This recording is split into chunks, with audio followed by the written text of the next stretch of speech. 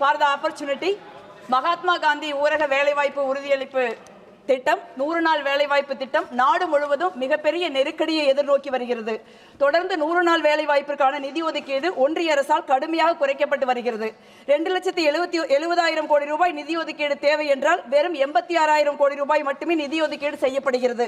இதனால் 50 நாட்களுக்கும் குறைவாகவே வேலைவாய்ப்பு கொடுக்கப்படுகிறது. இத்திட்டத்தில் பணியாற்றுபவர்களுக்கு 15 நாட்களுக்கு ஒரு முறை ஊதியம் வழங்கப்பட வேண்டும் என்பது கட்டாயம்.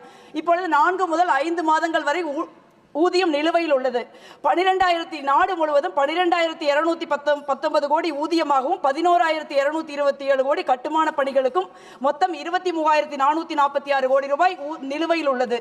தமிழ்நாட்டிற்கு மட்டும் 1,652 கோடி ஊதியமாகவும் 1,056 கோடி ரூபாய் மெட்டீரியல் காம்பனன்ட் மொத்தம் 2,708 கோடி ரூபாய் நிலுவையில் உள்ளது. ஜனவரி மாதம் இது குறித்து தமிழ்நாட்டின் மாண்புமிகு முதலமைச்சர் அவர்கள் ஒன்றிய அரசாங்கத்திற்கு கடிதம் எழுதியுள்ளார்கள். ஆனாலும் நிதி விடுவிக்கப்படவில்லை. இதனால் ஏழை எளிய கிராமப்புற மக்கள் கடுமையாக பாதிக்கப்பட்டுள்ளனர். எனது நாடாளுமன்ற தொகுதியில் பெண்கள், மாற்றுத்திறனாளிகள், முதியவர்கள் நிலைமை மிகவும் வேதனையாக உள்ளது. அதனால் உடனடியாக தமிழகத்திற்கு வழங்க வேண்டிய 2,708 கோடி ரூபாய் நிதியை விடுவிக்க வேண்டும்.